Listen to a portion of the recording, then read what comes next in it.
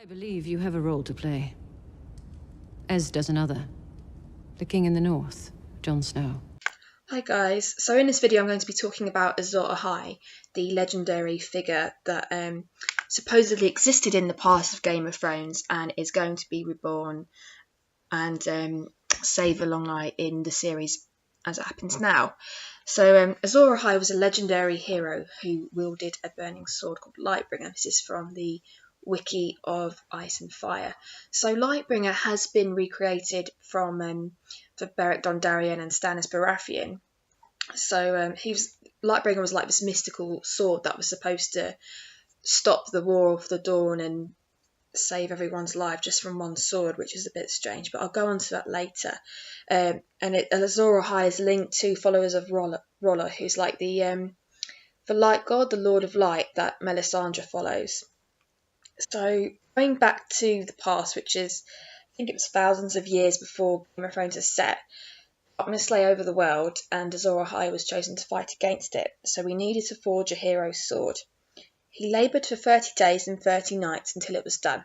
However, when he went to temper it in water, the sword broke. He was not one to give up easily, so he started over. The second time, he took 50 days and 50 nights to make the sword, even better than the first. To temper it this time, he captured a lion and drove the sword into its heart, but once more the steel shattered. The third time, with a heavy heart, for he knew beforehand what he must do to finish the blade, he worked for 100 days and nights until it was finished. This time he called for his wife, Nissa Nissa, and asked her to bare her breast. He drove his sword into her living heart, her soul combining with the steel of the sword, creating Lightbringer, the red sword of heroes. So this is basically what happened to Azor Ahai in the past. He had to kill his wife to create Lightbringer and win the War for the Dawn. And a lot of prophecies have come from Ashai, and it's mainly Melisandre that emphasises that Azor Ahai is going to be reborn again as a champion sent by the Lord of Light. And this will occur after a long summer when an evil cold darkness descends upon the world. It is said that wielding Lightbringer once again, Azor Ahai will stand against the others, and if he fails, the world fails with him. So a lot of people think that Azor Ahai Reborn is either going to be Jon Snow or Daenerys. They seem to be the two main characters of Game of Thrones, and I'll read a little bit of the prophecy about Azor Ahai being reborn, and it could actually be any of them. So the prophecy says, "There will come a day after a long summer, when the stars bleed and a cold breath of darkness falls heavy on the world. In this dread hour a warrior shall draw from the fire a burning sword, and that sword shall be Lightbringer, the red sword of heroes, and he who clasps it shall be Azor Ahai come again, and the darkness shall flee before him." So Melisandre often confuses this with the prince that was promised. I think they're one and the same.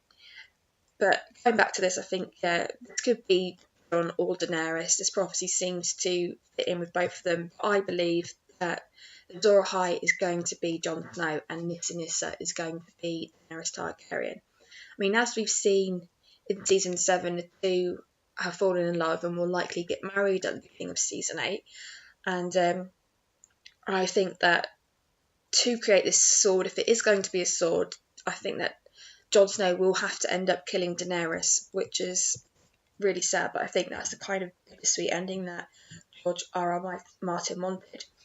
And the reason why I think it might not be a sword, it could be a metaphorical sword. I mean, as we saw in Season 7, Jon Snow and Daenerys had sex on a boat, and I believe that Daenerys is going to get pregnant in Season 8. There's been more than enough references hinting that she will have a baby at some point. So I believe that Daenerys will end up dying in childbirth or having to sacrifice herself to save her child's life. There might be complications in the birth, just like there were for Lyanna Stark when she gave birth to Jon Snow.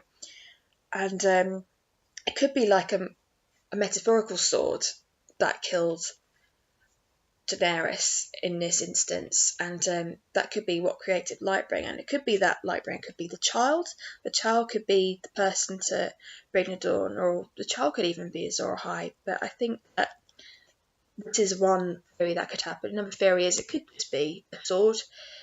Long-clawed Jon sword is the most likely choice. It's Valyrian steel, which is shown to be effective against the White Walkers.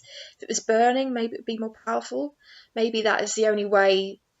Maybe you can kill a normal White Walker with Valyrian steel or dragon glass, but you need a special sword to defeat the Night King. And again, as we've seen in season 8, Jon needs to kill the Night King in order to kill all of the White Walkers, all of the undead, and just basically save Westeros. So if the only way to create this sword that's going to kill the Night King is to kill Daenerys with it and have her fiery heart and soul in the sword, I think it's a difficult decision that Jon Snow will have to make. And this is definitely something that I can see happening in Game of Thrones. So thanks for watching my video. This is basically my take on the Jon Snow, Daenerys Targaryen, Azor Ahai, Nissa Nissa Lightbringer theory. If you have any others, put them in the comments. I'm happy to read all of them.